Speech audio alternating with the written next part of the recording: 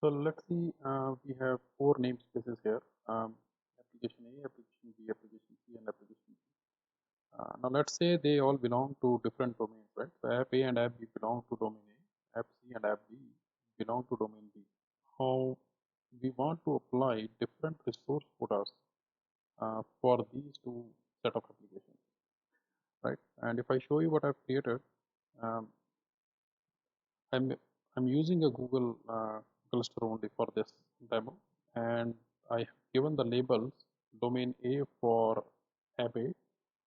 Similarly, for app B, I've given a domain A, and app C and app D have given a label of domain B, right? Now, to do that, first we have to go and create an namespace selector. So let's say now this works similar to cluster selector and works based on the labels. Now these labels should match with what we have specified on the namespace. What I am saying is, if for our domain A namespace selector, this is the label key, right? Domain A. Let's run this, and then for namespace B, let's call it domain B.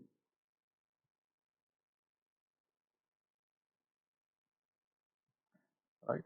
What we'll now do is we'll create resource quotas, but here we will use namespace selector. Right? So what I'm going to do is, for domain A application, I'm going to set up quota of one pod.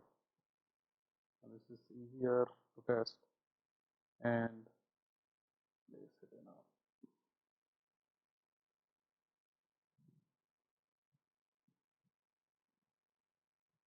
and I have to give a true source quota. Source quota name.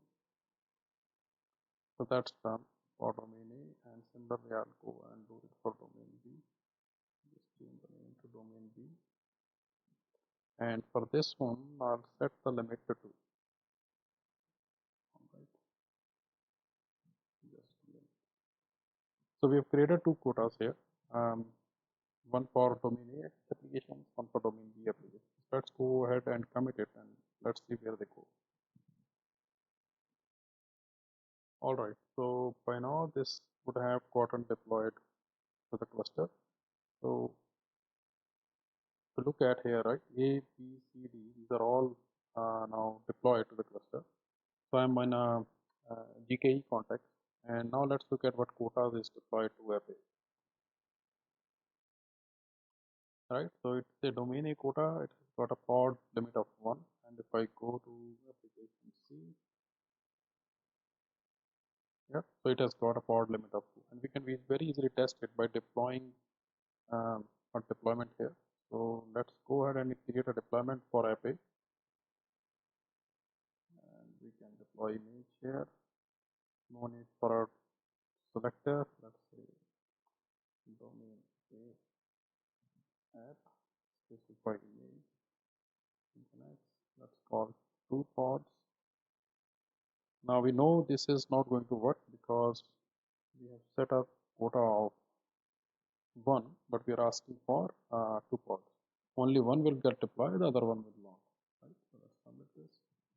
And similarly, let's go ahead and deploy something in app C. So let's call it domain B app.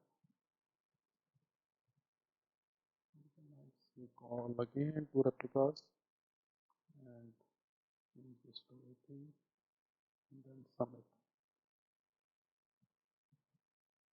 Right. So let's commit this.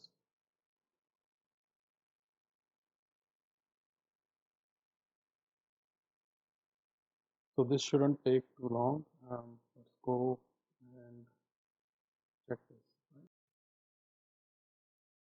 Right. So you see 2 pods were running, but let's see what happened in app A. So only 1 pod is there, and if you look at the deployment,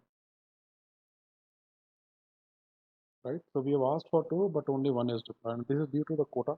You can look at the details if you want to, but that's because of that resource quota configuration.